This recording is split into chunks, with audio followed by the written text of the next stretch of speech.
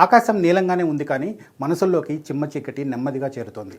బాబా వంగా పేరు గాలిలో గిర్రుని తిరుగుతోంది. 2026లో ఏం జరగనుందనే ప్రశ్న నెమ్మదిగా పెరిగి పెద్ద అలగా మారుతోంది. ఇటు భయం ఉంది, అటు ఆసక్తి కూడా ఉంది. రెండు కలిసిపోయి ఒకే శబ్దంలా వినిపిస్తూ ఉన్నాయి. ఇంతకీ బాబా వంగా చెప్పిన జోస్యంపై ఇప్పటి నుంచే ఎందుకు భయం మొదలైంది? ఆమె ఏం చెప్పారు?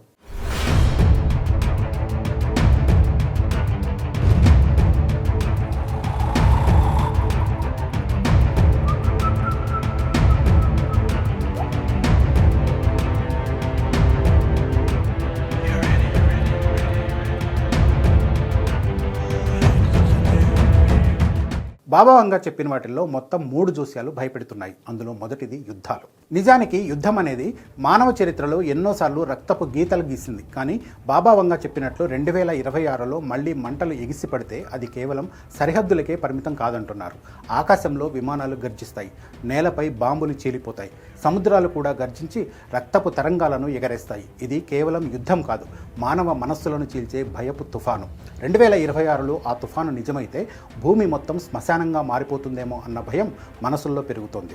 ఇప్పటికే రష్యా ఉక్రెయిన్ యుద్ధం కొనసాగుతూనే ఉంది. అటు ఇజ్రాయెల్ ఇరాన్ మధ్య యుద్ధ మేఘాలు కమ్ముకుంటూ ఉన్నాయి. మరో జోస్యం మరింత భయాన్ని రగిలిస్తోంది. అది మానవ మేధస్సు పుట్టించిన కృత్రిమ మేధస్సు గురించి. బాబా వంగా చెప్పినట్లు 2026లో ఆ ఏఐ మేధస్సు మన చేతుల నుంచి జారిపోతే ఏమవుతుంది? మనమే సృష్టించిన యంత్రాలు మనకంటే ఎక్కువ ఆలోచించడం మొదలు పెడితే, మనిషి కల్పించిన కలలన్నీ, కష్టపడి నిర్మించిన భవిష్యత్తు అంతా ఒకే క్షణంలో యంత్రాల లెక్కల్లో కరిగిపోతాయి. ఇంతవరకు మనిషి యంత్రాన్ని నడిపాడు, కానీ 2026లో యంత్రం మనిషిని నడిపితే అది విధ్వంసానికి, వినాశనానికి దారితీస్తుంది. మూడో జోస్యం మరింత ఆశ్చర్యాన్ని కలిగిస్తూ భయాన్ని కురిపిస్తోంది.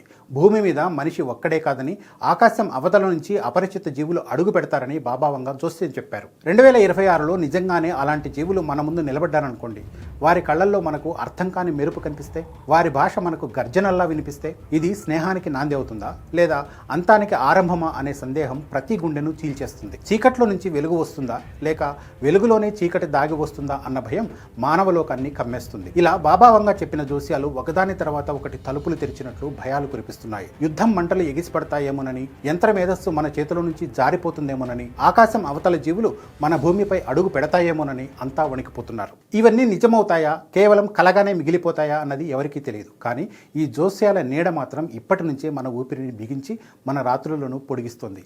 భవిష్యత్తు తలుపు ముందే ఉంది, కానీ అది తెరుచుకుంటే వెలుగు వస్తుందా లేదా చీకటి గర్జిస్తుందా అనే రహస్యం మాత్రం 2026లోనే తేలుతుంది.